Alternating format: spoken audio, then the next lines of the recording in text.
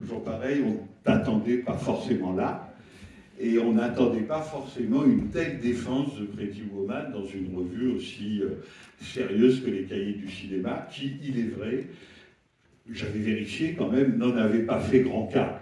Voilà, ça avait dû se retrouver dans les notules de fin de numéro, mais évidemment que quelqu'un comme Arnaud, qui pour nous, jeunes cinéphiles, était un cinéaste très important déjà, donc ça permet de reconsidérer Pretty Woman, déjà à l'époque. Donc voilà, c'est un plaisir évidemment plus de 30 ans plus tard d'en parler à nouveau dans le cadre de ce cycle. Donc je pense que tu vas plus parler de Pretty Woman en particulier que du cycle en général, c'est-à-dire la comédie romantique.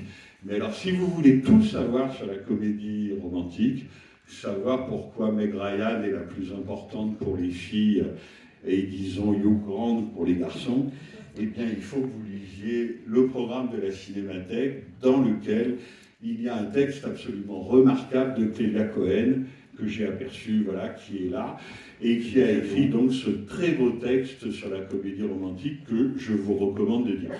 La même Clélia Cohen d'ailleurs qui vient de faire un documentaire entier sur Pretty Woman qui va bientôt être diffusé sur Arte. Donc on peut dire, Arnaud, que la reconnaissance de Pretty Woman est quand même bien engagée. Voilà. 30 ans, un peu plus de 30 ans, parce que 35 ans après sa fabrication.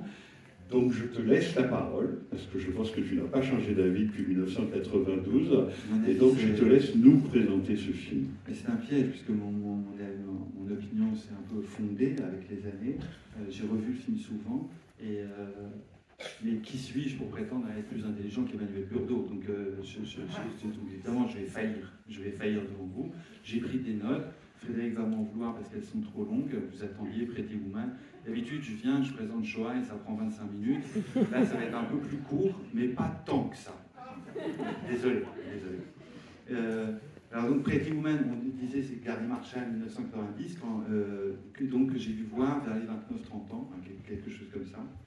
Et je ne sais pas bien, mais je faisais le pharo devant les cahiers du cinéma, en disant j'adore le film, mais pourquoi il me tient à cœur?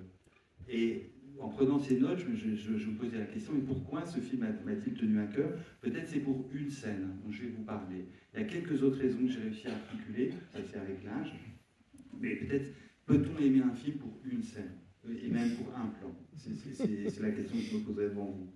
Alors, pourquoi j'avais été voir ce film-là? Je vous rassure, je ne connaissais rien à Gary Marshall, je ne sais pas du tout qui c'était, mais j'avais vu Mystic Pizza avec Julia Roberts, et elle m'avait soufflé dans Mystic Pizza.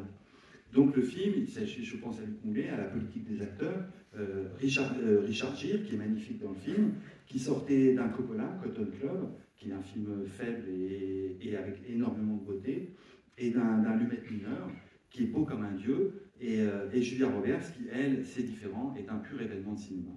Nous avons, grâce entre autres à Clélia Cohen, que la première version du scénario a été écrite par un type qui s'appelle J.F. Lawton, et quand le scénario a été proposé, c'était un film très sombre, prostitution, drogue, corruption du héros, finale tragique, etc.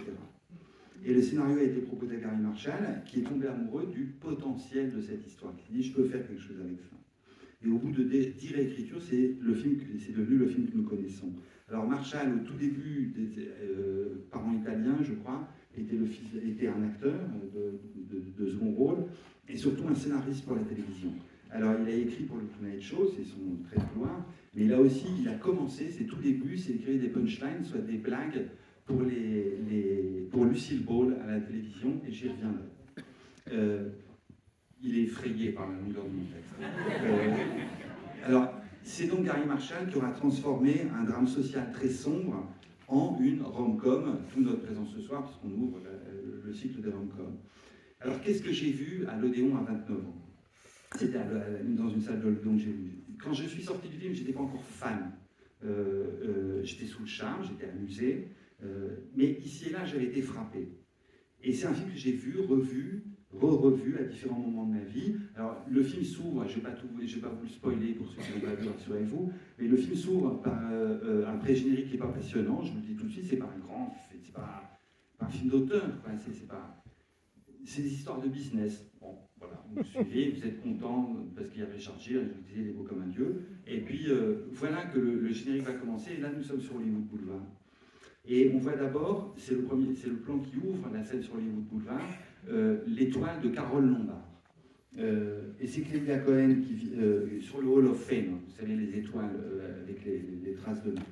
Et c'est Clélia Cohen qui vient donc de terminer ce film sur Pretty Woman qui m'enseignait que si c'est cette étoile-là, celle de Carole Lombard, qui ouvre le film, c'est que pour Gary Marshall, Carole Lombard, c'est celle qui avait su résoudre l'équation magique d'Hollywood.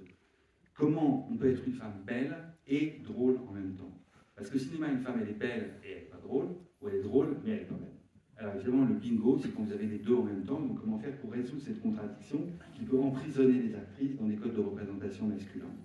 Donc l'étoile qui ouvre le film, c'est un drapeau. Et déjà, je trouve ça magnifique qu'un film s'ouvre sur un tel drapeau.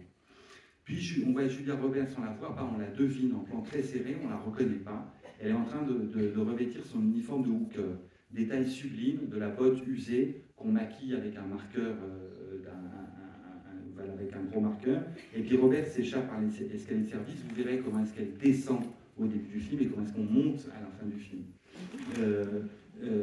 Elle est fauchée. Bien. Elle rejoint son bout de trottoir, drogue, macro, le meurtre d'une prostituée dont le cadavre est pris en photo par des touristes. Détail magnifique. L'exposition est incroyablement crue et c'est un film Disney. Alors c'est quoi l'histoire? J'en arrive à la scène que vous attendez, vous dites il est trop long, je le sais. C'est la passion qui parle. C'est une espèce de banquier froid qui se perd à Los Angeles, Richard Gere, il cherche son chemin et il trouve en route une prostituée et il décide de passer la nuit avec elle. Si vous voyez le geste si direct, si choquant, si merveilleux, quand Julia Roberts pose sa main sur l'entrejambe de Richard Gere dans la voiture, vous dites que oui, il y a bien quelque chose dans ce film qui stupéfie. Et ce qui stupéfie, c'est la liberté de l'héroïne. Alors d'abord, le businessman ne va pas tenir à coucher avec la prostituée. Pourquoi est-elle là, Julia Roberts? C'est juste pour rompre sa solitude, et sa solitude est immense. Et toutes les premières scènes, qui sont très amusantes, décrivent pourtant, là on va commencer à moins rigoler, et vous dites il est long, ouais, une négociation âpre entre le riche et le pauvre. Il s'agit ici de la dialectique du maître et de l'esclave, ou plutôt du serviteur. C'est-à-dire qu'on peut aussi penser à Peña et Poros, pour reprendre le mythe de Diotime dans le banquet. Vous savez, Poros, c'était celui qui sortait de l'Olympe et celui à qui tout était donné. C'était Poros le riche. Et il rencontre Peña. Peña, c'est celle qui n'a rien et qui demande sa place au banquet des dieux. Et de l'union de Peña et Poros, Peña va violer Poros, naîtra l'amour. Tout est drôle dans ces premières négociations entre Gere et Roberts. C'est dur et drôle. Regardez par exemple comment Viviane ne s'assied jamais sur une chaise quand elle arrive dans l'hôtel. C'est Gary Marshall qui avait demandé à Julia Roberts d'être jamais en repos, d'être toujours déplacée, pas à sa place. C'est ainsi, quand vous n'avez pas de place au monde, et ben vous n'avez même pas un siège. Regardez comment, magnifiquement, dans un geste si trivial et délicieux, Julia Roberts pose ses fesses sur le fax et les contrats du businessman. Et puis je suis arrivé à cette scène dont je vous parlais, et que j'ai vu déflorer, et qui m'a fasciné jusqu'à aujourd'hui. Je l'ai revue aujourd'hui et hier, je la connais par cœur. J'étais dans cette salle à l'Odéon, j'avais donc 29 ans, et je vois Richard Gere qui est en train de faire des deals au téléphone, des deals de business. Pendant ce temps-là, Julia Roberts s'ennuie, elle regarde la télé en noir et blanc, des rediffusions. Et on voit une paysanne à la télé, avec un drôle de visage, et une autre femme un peu forte, et toutes les deux grimpent dans une cuve et elles commencent à fouler du raisin.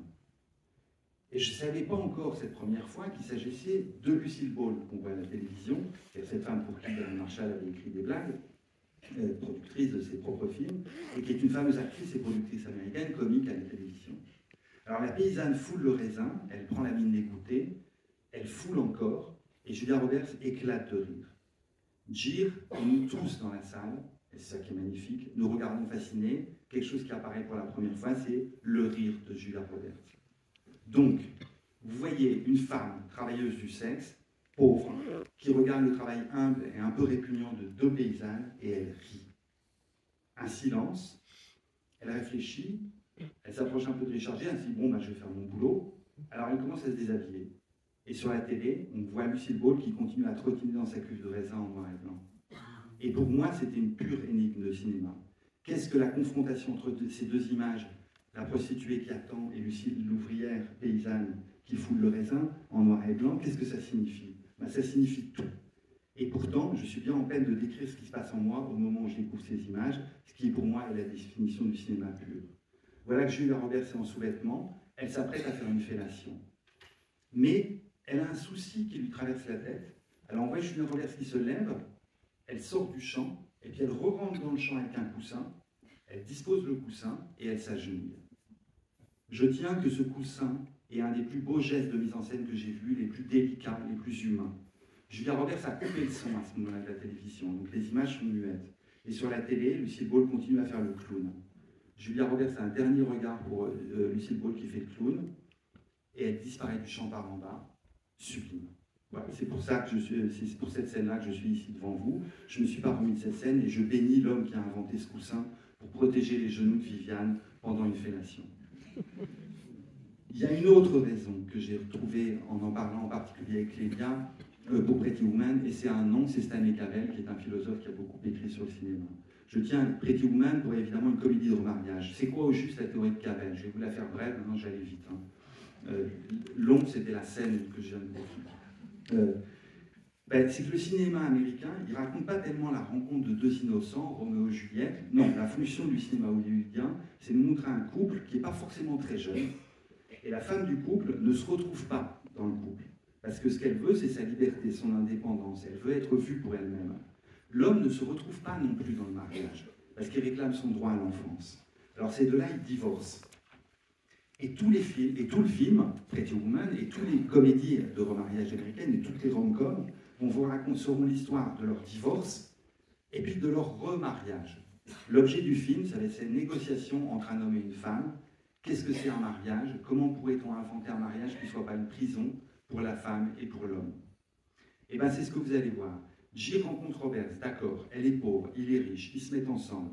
Tous les deux, c'était la scène de négociation que je vous disais, ils croient tous les deux qu'ils sont très malins et qu'ils ont bien négocié. Et bien pourtant la femme, dans le couple, elle ne s'y retrouve pas.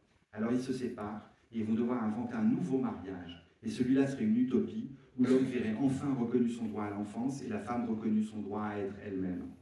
Pretty Woman est une des très grandes comédies de remariage. Dans le mariage, il s'agit de l'éducation de la femme. Il ne s'agit pas que l'homme éduque la femme. Et je n'aime pas du tout My Fair Lady, auquel Pretty Woman a été comparée. Non, c'est la femme qui s'éduque elle-même en se disputant sans cesse avec l'homme. Jusqu'à la sublime dernière scène de Pretty Woman, à la dernière réplique, c'est la femme qui éduquera l'homme. Cette éducation réciproque, c'est ça la définition de la comédie du remariage. On a loué le film en disant que c'était un conte de fées, on a blâmé le film en disant que c'était un conte de fées. C'est pas exactement mon point de vue. Je voulais mentionner un film que j'aime beaucoup, qui est Breakfast at Tiffany's de Black Edwards, avec Audrey Hepburn, et ça me fait beaucoup penser que c'est aussi une histoire de prostitution, mais cette fois-ci sur la côte Est, puisque c'est à New York. Et vous voyez, souvent les gens s'y se disent, mais qu'est-ce qui reste de la cruauté de Truman Capote dans Breakfast at Tiffany's? Mon hypothèse, c'est qu'il reste tout. Il reste tout. Évidemment que c'est très cru, le film. Et pourtant, si vous voulez, le monde est effroyablement dur, ça on le sait, mais ces films, Pretty Woman et Breakfast at Tiffany's, ils savent en même temps qu'ils racontent la crudité de la vie, savent faire la peinture des rêves de leur héroïne. C'est-à-dire que ceux qui n'ont rien, eux aussi, ils ont droit aux rêves, à l'éloge, à la beauté. Et c'est un paradoxe qui m'émeut. Holly Golightly, l'héroïne de Breakfast at Tiffany's, elle ne pense pas d'elle-même, oui, je suis une pute, je m'en sors pas, j'étais mariée à 14 ans, je me suis enfui de mon village natal qui était une prison, et je couche avec n'importe qui pour $10. Elle pense pas ça, la fille qui va sur le trottoir. Elle veut inventer sa vie. Bien sûr, elle va échouer, mais la fiction l'aura accompagnée tant qu'elle rêve de s'inventer elle-même. Je cherche encore pourquoi le film me touche autant, c'est un des ressorts du film. Le cœur du film, c'est l'humiliation sociale, sexuelle, métaphysique. Merveilleuse scène avec Hector Elizondo, le maître d'hôtel, qui est devenu très fameux après ce film, parce que Viviane est humiliée, je suis Viviane. Sa honte est la mienne. Le film aujourd'hui me fait rire, bien sûr, et il me met aux larmes. Et vous verrez tout à l'heure, quand Viviane, elle s'en va, parce qu'elle se dispute et qu'elle laisse l'argent sur le lit, j'ai envie de crier, mais reprends ton fric. Ma compagne me voyait devant la télé, je dis, mais reprends l'argent. Et je voulais pleurer. Voilà. Il y a un fragment de dialogue qui me rend fou. J'ai bientôt fini. Elle dit « You're late ». Je ne traduis pas.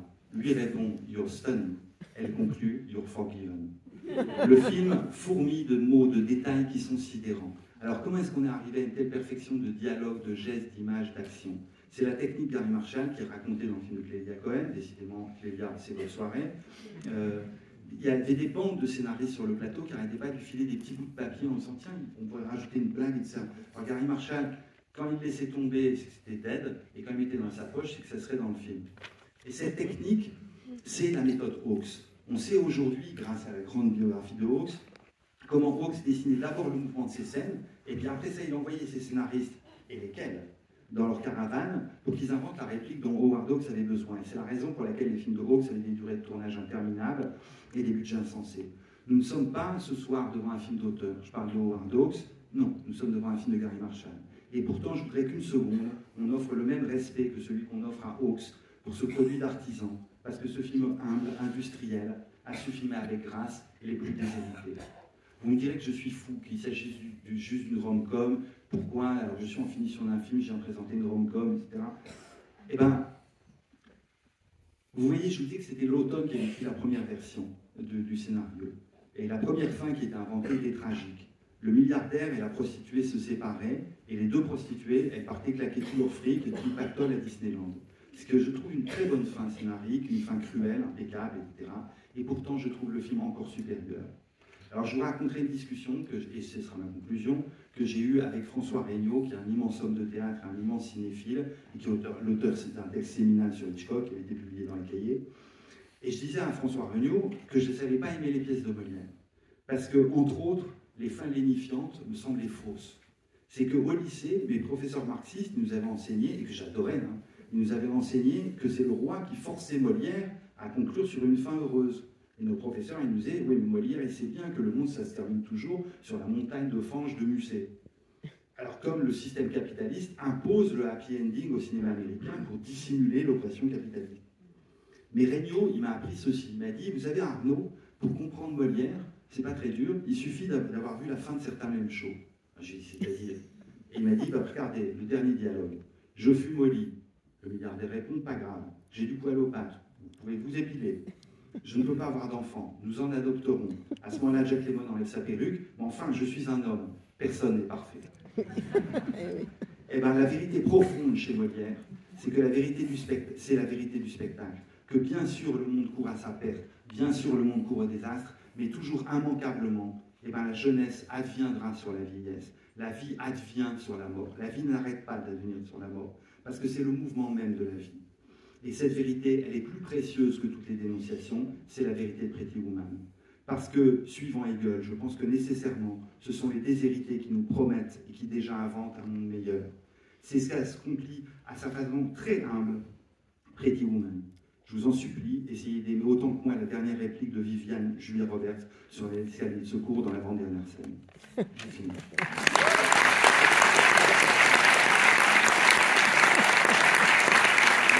Merci infiniment pour cette fidèle et plus généreuse présentation. Je crois que j'ai reçu un nom au début du film, mais j'avais très envie de le revoir. J'ai oublié de poser la question fatidique parce qu'il y a toujours une première fois.